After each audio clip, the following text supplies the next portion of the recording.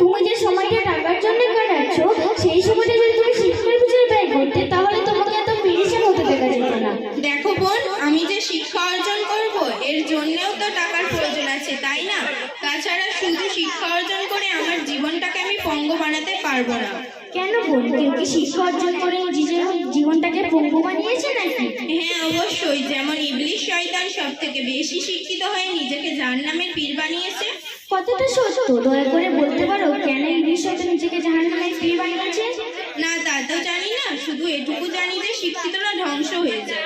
তাহলে শোনো বোন, ইবলিশ শয়তান আল্লাহর হুকুমকে অমান্য করে নিজের অহংকারকে অনুসরণ করে নিজেকে ধ্বংসের দিকে ঠেলে দিয়েছে। ও আচ্ছা, তা ঠিক আছে, তবে আমি কালির ঋতুরাটি শিখতে চাই না।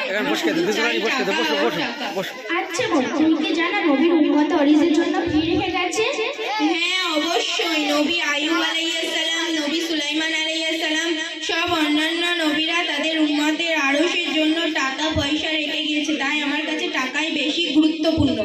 না বোন, তোমার ধারণা একেবারেই ভুল। নবী করিম সাল্লাল্লাহু আলাইহি ওয়াসাল্লাম হাদিসে লিখেছেন, আল উলামাউল আরসাতুল আম্বিয়া, অর্থাৎ উলামারা নবীদের ওয়ারিস। দেখো বোন, আমাকে বেশি জ্ঞান দিতে যেও না, কারণ এই দুনিয়ায় চলতে গেলে টাকার প্রয়োজন। আর কথাই আছে না, টাকা থাকলে মূর্খদেরও জ্ঞানী মনে হয়। আচ্ছা বোন, পৃথিবীতে যেমন মানুষের টাকার প্রয়োজন, পাশাপাশি এডুকেশন না থাকলে জীবন দুর্বল। কারণ টাকাটা বলার ক্ষেত্রে শিক্ষার প্রয়োজন আছে, তাই না? তাই কি হয়েছে, প্রতিটা মেয়ের জন্মের শুরু থেকেই টাকার প্রয়োজন আছে।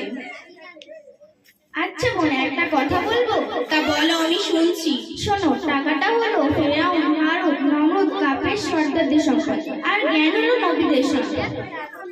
আরে বোন, যখন আমি ছোট ছিলাম তখন আমাকে আমার পিতা ল্যাকটোজেন ইত্যাদি ক্রয় করে খাইয়েছে, বিভিন্ন পোশাক পরিধান করিয়েছে, তাই আমার কাছে টাকাই বেশি গুরুত্বপূর্ণ।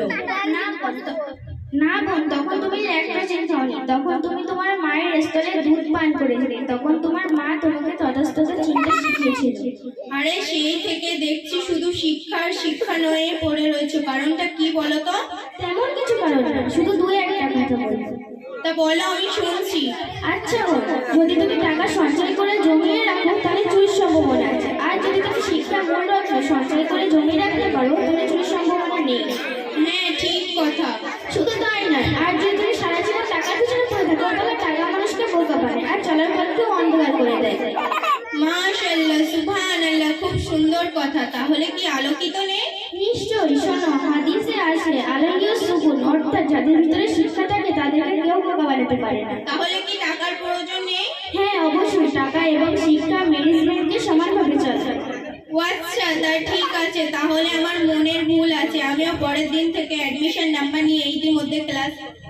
প্রিয় ভাই ও বোনেরা, মানুষের যেমন চলার পথে টাকার প্রয়োজন, পাশাপাশি শিক্ষার প্রয়োজন আসে। টাকা এবং শিক্ষা একে অপরের পরিপূরক। আসসালামু আলাইকুম।